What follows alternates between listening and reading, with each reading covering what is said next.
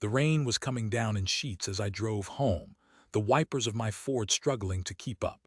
I am Paxton, 43, and until recently I thought I had it all. A comfortable life in Seattle, a beautiful house overlooking Lake Washington, and a wife, Wynona, whom I adored. I worked as a software architect for a tech firm, a job that kept me busy but paid well enough to afford us a good life. Wynona was a real estate agent, charismatic and driven, always on the go. We'd been married for 15 years, and while the spark wasn't as fiery as it once was, I believed we were happy. Or at least I was. It started with small things. Wynona working late more often, business trips that seemed to pop up out of nowhere. She became distant, less affectionate. I chalked it up to the pressures of her job, the volatile Seattle housing market.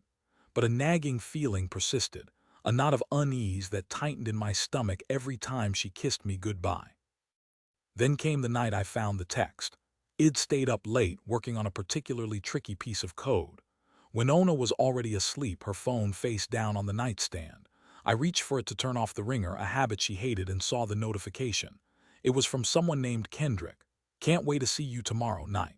My blood ran cold. Kendrick? Who the hell was Kendrick? I unlocked her phone, my hands shaking. The text history with Kendrick was short but explicit.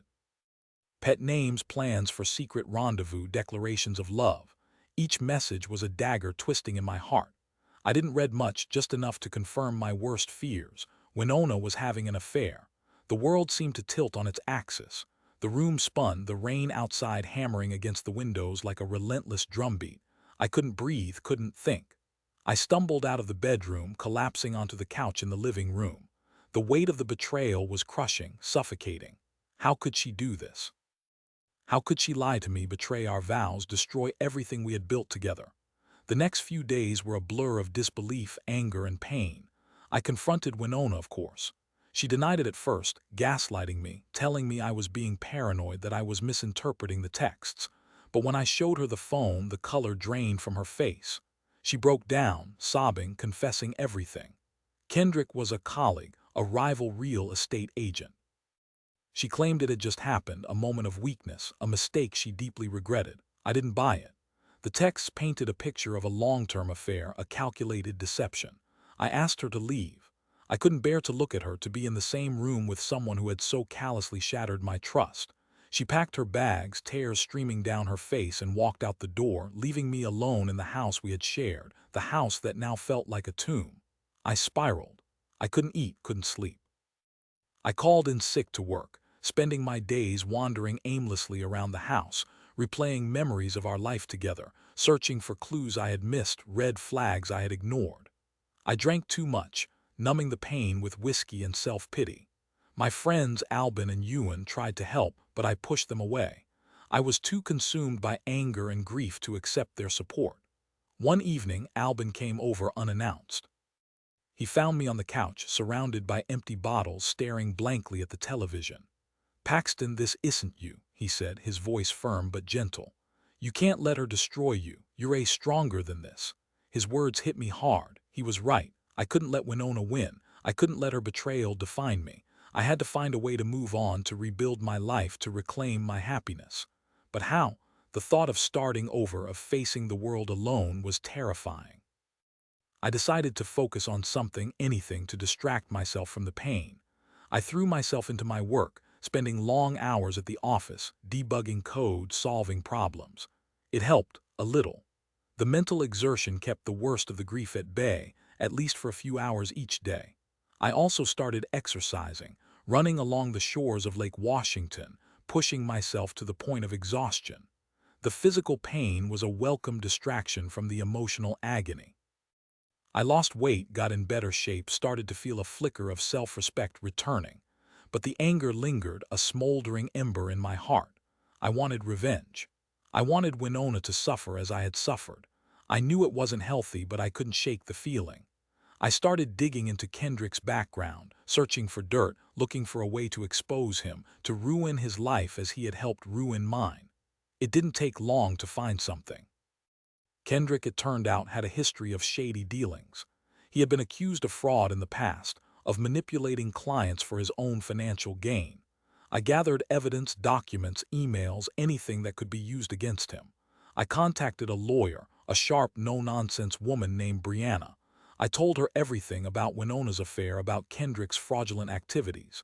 She listened patiently, her expression impassive.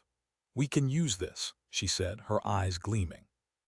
"We can file a lawsuit, expose him, make him pay for what he's done." I hesitated. I knew that pursuing revenge would only prolong the pain, that it wouldn't bring back what I had lost. But the desire for justice, for retribution, was too strong to resist. "Do it," I said. "I want him to pay." Brianna filed the lawsuit, and the news spread like wildfire through the Seattle real estate community. Kendrick's reputation was shattered, his career in ruins. He was forced to resign from his firm, his clients abandoning him in droves. I watched it all unfold with a grim satisfaction. But the revenge didn't bring me the peace I had hoped for. It was a hollow victory, a fleeting moment of triumph that quickly faded, leaving me feeling empty and unsatisfied. I realized that hurting Kendrick wouldn't heal my wounds, wouldn't bring back my marriage, wouldn't erase the pain of Wynona's betrayal. I decided to focus on moving forward, on building a new life for myself. I started seeing a therapist, a kind, empathetic woman named Wynona, who helped me process my emotions, to understand the root of my anger and grief. She taught me coping mechanisms, strategies for dealing with the pain, for letting go of the past. It was a long, slow process, but gradually I began to heal. I started to forgive Wynona, not for her sake, but for mine. I realized that holding onto the anger and resentment was only hurting me, that it was preventing me from moving on, from finding happiness again. One day, I received a call from Wynona. Her voice was weak, hesitant. She asked if we could meet. I agreed reluctantly. We met at a coffee shop near the lake, a place we used to frequent when we were first dating. She looked terrible, her eyes sunken, her face pale. "I am sick, Paxton," she said, her voice barely a whisper. "Really sick. The doctors say it's not good." My heart sank. Despite everything, despite the betrayal and the pain, I couldn't help but feel a pang of sympathy for her. "What is it?" I asked, my voice strained. "Cancer," she said, tears welling up in her eyes. "They caught it late, it's spread." I didn't know what to say. I reached across the table and took her hand. Her skin was cold and clammy. "I am so sorry, Wynona," I said, my voice choked with emotion. The next few months were a whirlwind of doctor's appointments, chemotherapy treatments, and hospital visits. I spent as much time as I could with Wynona, helping her in any way I could. I drove her to her appointments, cooked her meals, held her hand when she was in pain. The affair with Kendrick seemed like a distant memory, a faded photograph from another life. It no longer mattered. What mattered was Wynona, the woman I had loved, the woman who was now fighting for her life. As Wynona's health deteriorated, she became more and more remorseful for her actions. She apologized repeatedly for the pain she had caused me, for the betrayal that had shattered our marriage. I told her that I forgave her, that it was okay. And I meant it. Wynona passed away peacefully in her sleep, a few months after her diagnosis. I was by her side, holding her hand, telling her that I loved her. Her death was a profound loss, a painful reminder of the fragility of life, of the importance of forgiveness and compassion. In the wake of her death, I found myself reflecting on our life together, on the good times and the bad, on the mistakes we had made, and the lessons we had learned. I realized that Wynona's betrayal, while deeply painful, had ultimately made me a stronger, more resilient person. It had taught me the importance of self-respect, of setting boundaries, of not allowing others to define my happiness. I sold the house on Lake Washington, too many memories. I moved to a small cabin up in the San Juan Islands, a place of quiet beauty and solitude. I still work as a software architect, but I've slowed down, learned to appreciate the simple things in life. I spend my days hiking, kayaking, and reading, surrounded by the beauty of nature. I haven't given up on love. I believe that one day I will find someone who will cherish me, who will respect me, who will never betray my trust. But for now, I am content with my own company, with the peace and tranquility I have found in my solitude.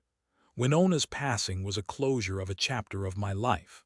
The road to healing has been long and arduous, but I've finally arrived at a place of acceptance and peace. I've learned that forgiveness is not about condoning the actions of others, but about freeing yourself from the burden of anger and resentment. And I've learned that even in the face of betrayal and loss, it is possible to find happiness again. Life goes on, even after the hardest betrayals.